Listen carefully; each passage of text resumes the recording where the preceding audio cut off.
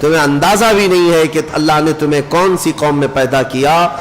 اے عزیز مسلمانوں، اللہ نے اس امت میں پیدا کیا تمہیں جس میں پیدا ہونے کی تمنا پچھلے نبی بھی کیا کرتے تھے۔ بنی اسرائیل کے انبیاء دعا کرتے تھے، تم کو بغیر مانگے اللہ نے اس امت میں پیدا کیا۔ مانگ کے آئے تھے دنیا میں، بغیر مانگے پیدا کیا ہے۔ حضرت سفیان ثوری رحمۃ اللہ علیہ سے ایک روایت ہے، کتنی پیاری بات وہ کہتے ہیں، ارشاد فرماتے ہیں کہ اے رسول پاک کے امتی، جب تجھے یہ معلوم ہے کہ تیرے بغیر مانگے اللہ نے تجھے اپنے محبوب کی امت میں بنایا، تو کیا وہ تیرے مانگنے پر اپنی جنت نہیں عطا کرے گا؟ مانگنا ہی نہیں چاہتا، مانگنے کی عادت بھی چھوٹ گئی تمہاری۔ بہرحال میرے عزیزو، عذابات نہیں آتے آج تو اس لیے نہیں کہ تم نیک ہو، عذابات اس لیے نہیں آتے اس لیے نہیں کہ ہم بہت بڑے عبادت گزار ہو گئے، عذابات اس لیے نہیں آتے کہ ہمارے رسول کی رحمت ساتھ میں ہے۔ اور پھر میں یہ بات کہوں گا، حضور پاک صلی اللہ تعالیٰ علیہ وسلم کا بھی یہ احسان ہے ہمارے اوپر، حضور کا یہ احسان ہے ہمارے اوپر کہ ہمارے درمیان آرام کر رہے ہیں۔ تم کتنے خوش قسمت ہو، جب چاہو میرے مصطفیٰ کی حاضری کے لیے مدینے جا سکتے ہو۔ یہ سب کو میسر نہیں ہے، فرشتوں کو بھی میسر نہیں ہے، فرشتوں کی بھی باری لگا دی گئی ہے وہاں جانے کے لیے، ان کی عمر میں ایک ہی بار باری آتی ہے۔ تم فخر کرو، جب چاہو میرے مصطفیٰ کے دربار میں جا سکتے ہو۔ اور اگر کوئی غریب ہے جا نہیں سکتا تو جہاں سے رویا وہیں مصطفیٰ تشریف لائے، جہاں سے پکارا وہیں میرے آقا آ گئے۔ یہ میرے آقا کی رحمت نہیں ہے تو اور کیا ہے؟ حضور پاک کی رحمت ہے کہ وہ ہمارے درمیان ہے۔ اسی لیے شاعر نے کہا تھا، وہ ہر عالم کی رحمت ہے، کسی عالم میں رہ جاتے۔ وہ جنات کے لیے رحمت ہے کہ نہیں ہے؟ وہ فرشتوں کے لیے رحمت ہے۔ اللہ تعالیٰ کے 18,000 عالم، 18,000 مخلوقات کی الگ الگ دنیا، وہ رسول سب کے لیے رحمت ہے، سب کے لیے رحمت ہے۔ کسی بھی دنیا میں رہ جاتے میرے مصطفیٰ، وہ ہر عالم کی رحمت ہے، کسی عالم میں رہ جاتے یہ ان کی مہربانی ہے کہ یہ عالم پسند آیا۔ میرے آقا صلی اللہ علیہ وسلم ہمارے درمیان ہے، یہ اس سے بڑھ کر کے کیا فخر کی بات ہے۔ اسی لیے مدینے والے 1400 سال گزر گئے، 1400 سال گزر گئے، آج بھی میں نے مدینے کے بچوں کو اور بچیوں کو دیکھا ہے، چاہے وہ ماڈرن ایجوکیشن بھی لیتے کیوں نہ ہو، اسکول میں بھی کیوں نہ جاتے ہو، لیکن جب وہ اپنے گھروں میں آتے ہیں، فخر کسی بات پر کرتے ہیں تو یہی کہتے ہیں طلع البدر علینا، ہم پر اللہ کی طرف سے 14ویں کا چاند طلوع ہوا ہے۔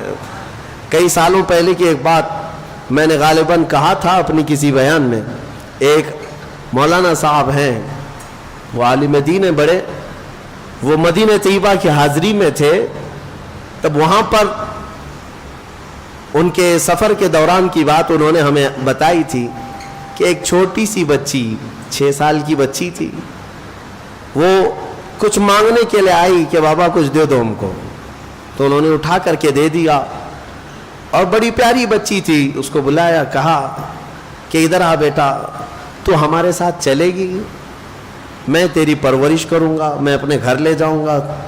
اور اس کو طرح طرح کی نعمتوں کا ذکر کر کے بتایا، ہمارے ہندوستان میں ایسا ہے ویسا ہے۔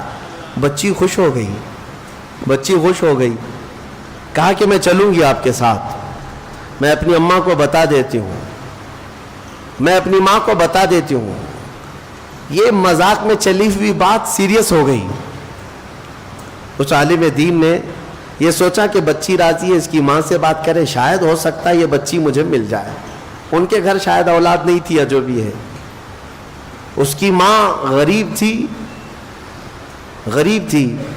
بچی نے جب یہ کہا کہ میں ان کے ساتھ جاتی ہوں، ضد کرنے لگی، کہا کہ ایسا ہوتا نہیں ہے۔ بہرحال شام کا وقت تھا، مسجد نبوی کے باہر اس عالم دین سے وہ بچی پوچھتی ہے کہ بابا جان آپ لے کے جائیں گے، یہ ہرا گنبد ہندوستان میں ہے جہاں آپ لے جاؤ گے یہ گنبد ہے؟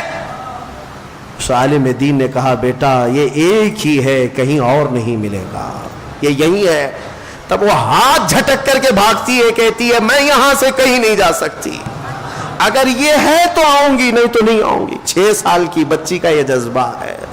وہ میرے مصطفیٰ کے قدموں سے جدا ہونا آج بھی نہیں پسند کرتے۔ میرے عزیزوں، میں تمہیں یہی بتانا چاہتا ہوں، اگر ہمارے پاس فخر کی سب سے بڑی کوئی چیز ہے تو وہ نسبت مصطفیٰ ہے۔ میرے آقا ہمارے ساتھ ہے، حضور پاک صلی اللہ علیہ وسلم کی محبت ہمارے ساتھ ہے۔ یہی چیز تو آج تک ہمیں عذابوں سے بچا رکھی ہے۔ اور میں اکثر اس بات کو گنگنایا بھی کرتا ہوں۔ اعلیٰ حضرت فاضل بریلوی رضی اللہ تعالیٰ عنہ نے ہمیں یہ سکھایا بھی تھا، خوف نہ رکھ رضا ذرا، تو ہے عبد مصطفیٰ۔ مصطفیٰ کا جب تو غلام ہے تو ڈرتا کیوں ہے؟ کس سے ڈرتا ہے؟ ہاں، سپاہیوں سے ڈر ہے، قاتلوں سے ڈر ہے، ظالموں سے ڈر ہے، کس سے ڈر ہے؟ کیا کریں گے؟ خوف نہ رکھ رضا ذرا، تو ہے عبد مصطفیٰ، تیرے لیے امان ہے، تیرے لیے امان ہے۔ اور پھر ہم تو یہی کہتے ہیں، ڈھونڈا ہی کریں صدر قیامت کے سپاہی، وہ کس کو ملے جو تیرے دامن میں چھپا ہو۔ میرے آقا صلی اللہ تعالیٰ علیہ وسلم کی طرف آ جاؤ، ان کے قدموں میں رہنے میں فخر محسوس کرو، اللہ ہر عذاب سے محفوظ رکھے گا۔ میرے عزیزوں، یہ تھا پچھلی تفسیر کا کچھ بقیہ حصہ تھا، لیکن ایک آیت کریمہ اس کو میں ضرور ذکر کرتا ہوں جو یادگار ہے 10ویں پارے سورہ توبہ کی۔ اللہ تبارک و تعالیٰ نے ایک سفر کا ذکر فرمایا، اور وہ بہترین سفر ہے۔ کس کا سفر؟ میرے مصطفیٰ کریم کا۔ مکہ سے لے کر مدینے کا جو سفر تھا، ہجرت کے سفر کا ذکر آج کے پارے میں آیا ہے۔ اللہ تعالیٰ نے ذکر فرمایا، رسول کریم صلی اللہ تعالیٰ علیہ وسلم مکہ مکرمہ میں 13 سال تک قیام فرمائے اعلان نبوت کے بعد، اور بڑی مشقتیں، بڑی کلفتیں دیکھنے کو ملی۔ 3 سال میرے آقا صلی اللہ علیہ وسلم کے پورے خاندان کا مکہ والوں نے بائیکاٹ کیا تھا، سوشل بائیکاٹ، سماجی بائیکاٹ، کھانا پینا ملنا جلنا سلام کلام سب بند کر رکھا تھا، کسی کو حضور کے خاندان کے قریب تک آنے نہیں دیتے تھے۔ 3 سال میرے آقا صلی اللہ تعالیٰ علیہ وسلم کے جو ایسے گزرے، ان میں کئی دن ایسے آئے ہیں جس میں صرف ہرے پتے میرے آقا نے کھائے ہیں، چمڑوں کو ابال کر کے کھایا گیا۔ یہ دن آئے تھے مکہ میں، مکہ کے کفار نے بڑے ظلم کیے، حضور کے غلاموں کو پکڑ کر کے مارا، قتل کیا، شہید کیا۔ 13 سال کے بعد میرے مولا نے، رب تعالیٰ نے رسول کریم صلی اللہ علیہ وسلم کو حکم فرمایا کہ اے محبوب، آپ مکہ سے نکل کر کے مدینے کے سفر پر چلیں۔ یہ وہی ہجرت کی رات ہے جب میرے آقا صلی اللہ تعالیٰ علیہ وسلم کو قتل کرنے کے لیے مکہ کا ہر خاندان تیار تھا۔ تقریباً وہاں پر 13 یا 14 خاندان آباد تھے، ہر خاندان کا ایک ایک آدمی میٹنگ کر کے آ چکا تھا کہ آج کی رات ہم ان کا کام تمام کر دیں گے، ختم کر دیں گے۔ اور سارے لوگ اپنے اپنے ہاتھوں میں تیز دھار تلوار لیے میرے آقا صلی اللہ علیہ وسلم کے گھر کے ارد گرد کھڑے ہو گئے کہ رات کا وقت ہوگا، سب کے سب اندر داخل ہوں گے، ایک ساتھ حملہ کریں گے۔ کیونکہ اس زمانے میں بدلے کی لڑائیاں بہت چلتی تھیں، تو سارے خاندان والے اس لیے آ گئے تھے کہ قریش پھر محمد صلی اللہ علیہ وسلم کے بدلے کے لیے لڑ نہ سکے کسی سے۔ سب خاندان ہیں تو کس سے لڑیں گے قریش، اس لیے سارے لوگ مل کر کے قتل کرنا چاہتے تھے۔ اور اسی رات کو مولا تعالیٰ حکم فرماتا ہے، رسول آپ یہاں سے ہجرت فرمائیں۔ مولا کائنات علی مرتضیٰ شیر خدا رضی اللہ تعالیٰ عنہ میرے آقا صلی اللہ تعالیٰ علیہ وسلم کے ساتھ تھے۔ حضور نے ان کو اپنے بستر پر لٹایا، اور خود میرے آقا گھر سے باہر نکلے، یاسین شریف کی تلاوت کرتے ہوئے اپنے ہاتھ میں مٹی اور کنکریاں کچھ لیں، اور جو باہر گھر کے کھڑے تھے ان کفار کے منہ پر پھینک دیا، اور حضور اکرم صلی اللہ علیہ وسلم ان کے درمیان سے چلتے چلتے نکل آئے۔ کسی ایک کافر کو بھی میرے آقا نظر نہیں آئے۔ جان ہے، اعلیٰ حضرت فرماتے ہیں کہ جان ہے، جان کیا نظر آئے، کیوں عدو گرد غار پھرتے ہیں۔ حضور پاک صلی اللہ علیہ وسلم جان کائنات ہیں۔